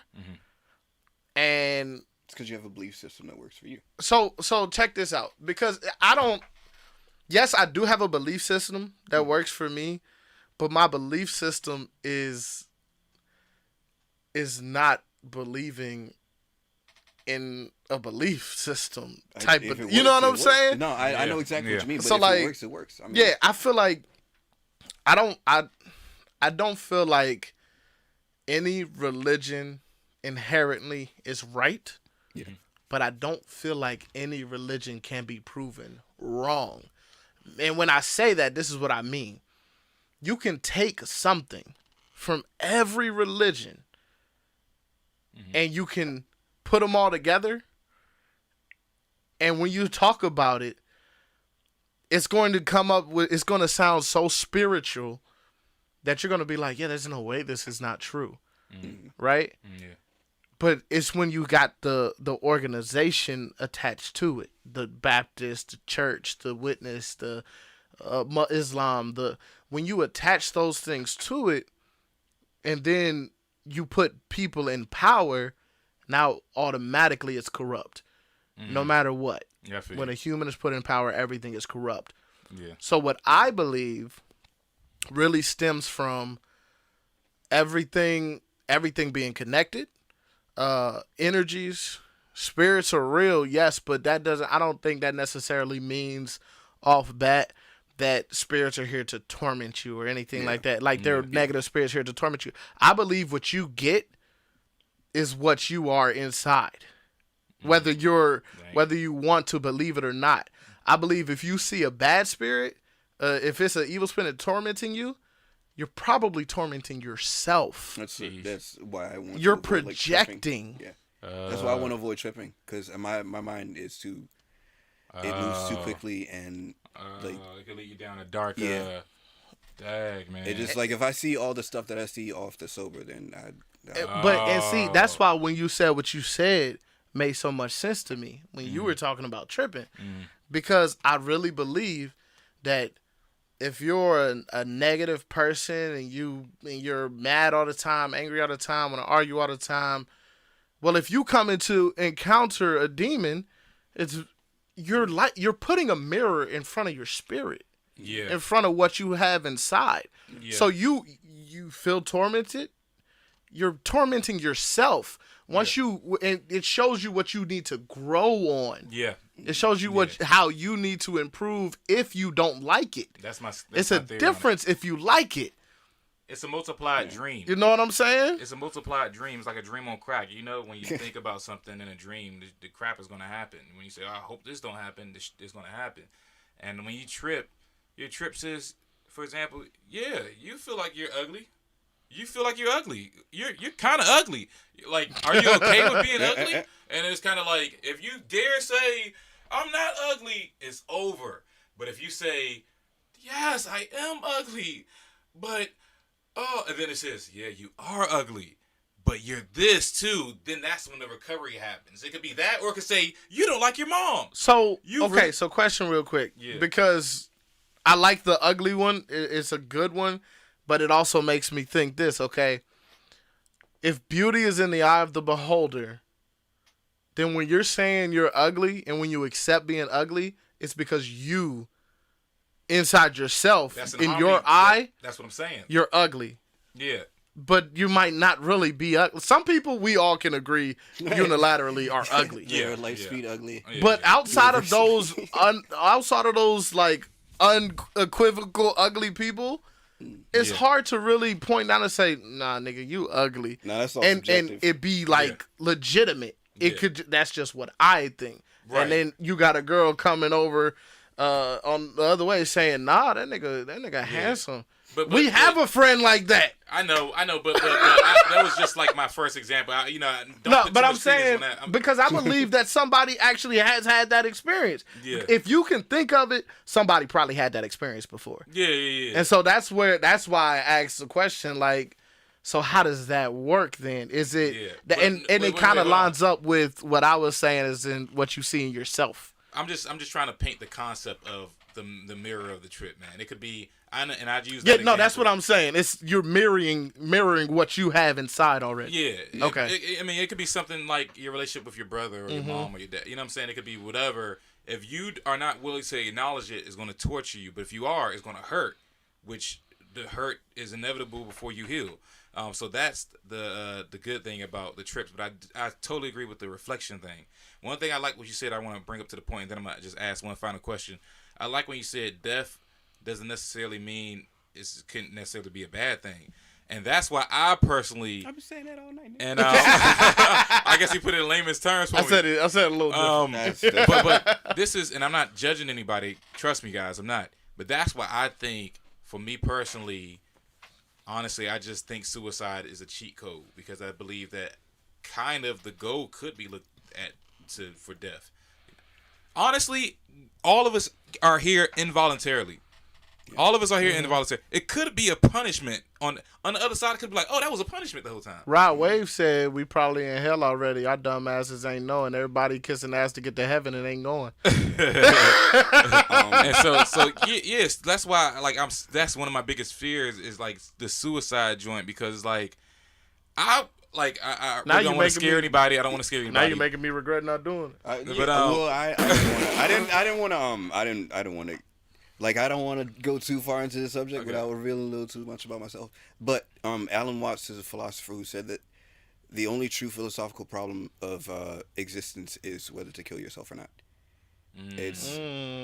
It's like thinking about that and confronting that and being okay with that or not doing that is what makes you whole as a person. Like, because everyone at some point recognizes that they, they came here without their permission. Yeah. Or they were born without their consent, Yeah. We've been raped. And I'm gonna be greedy. I'm gonna be greedy before I ask the last question because I want to Go give out for one it. more illustration. Then I'm gonna end off the podcast. Like as far as hellfire, really quick.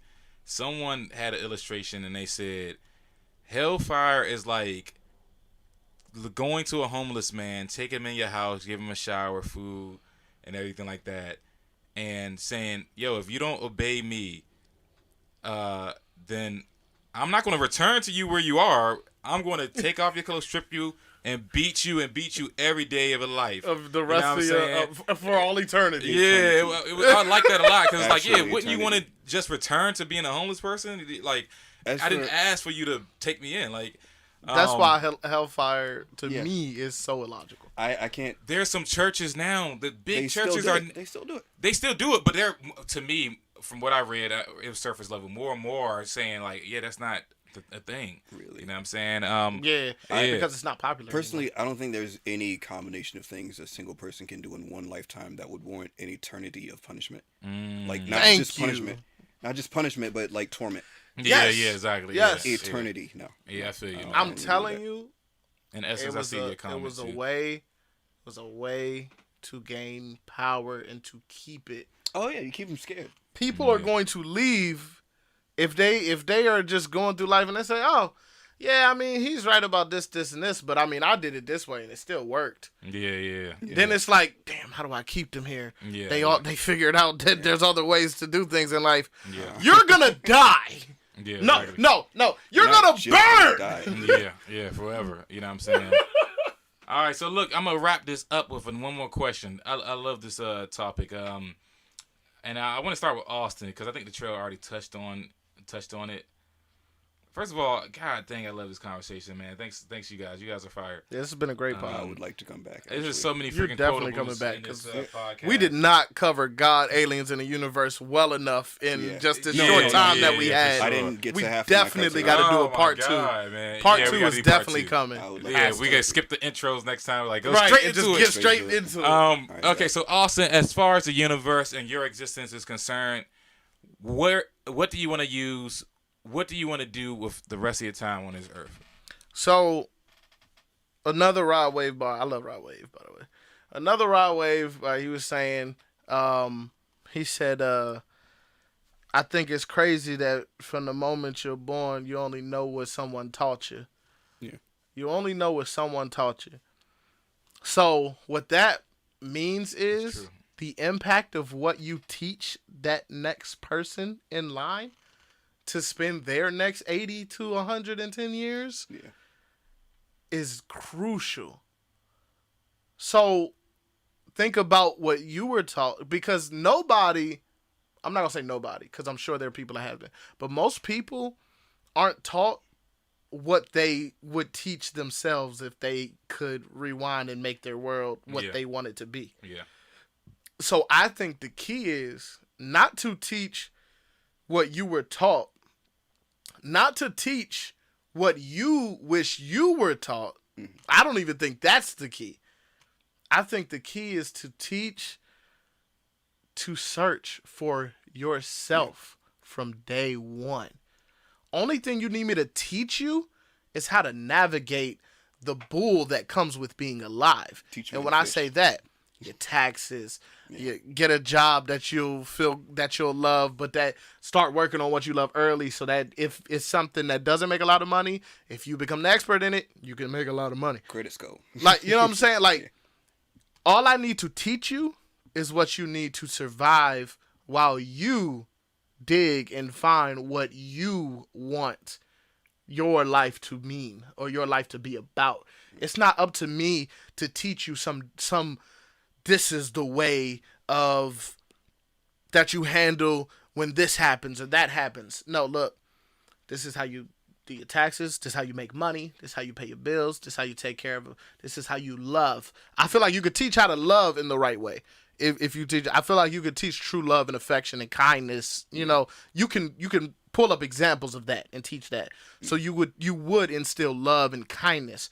But when it comes to everything else, philosophical, theological, it's not up to us to teach somebody that. It's up to us to teach them how to survive while they find that on their own. Yeah.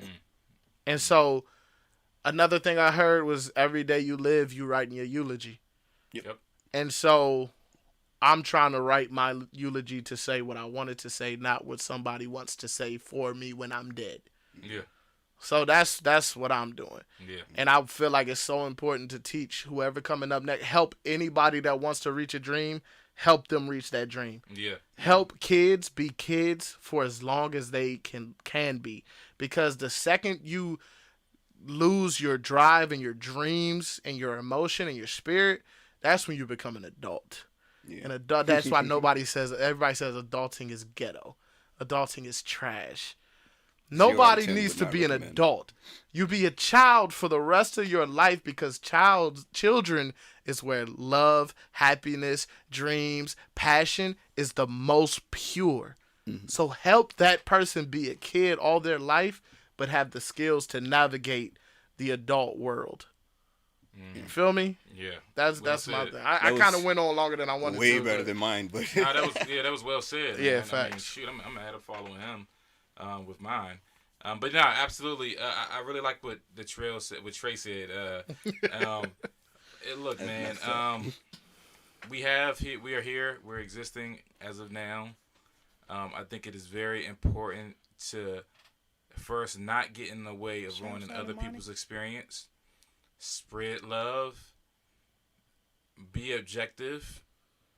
And just enjoy the show. Enjoy the freaking show, man. Pretty much. Because Truman's show. Enjoy the show.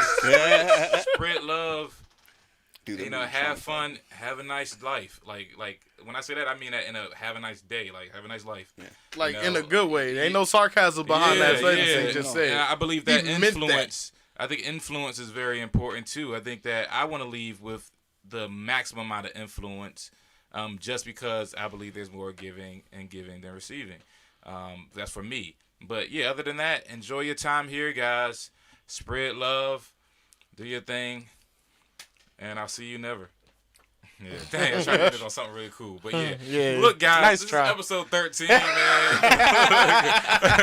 I should have wrote it down, man. I should have tried to freestyle that. I be trying to tell you, pre-production is serious. You don't want to listen. Baby. Episode 13, Words Never Spoken. Look, we got a very special episode. Very, very special, I should say, next week.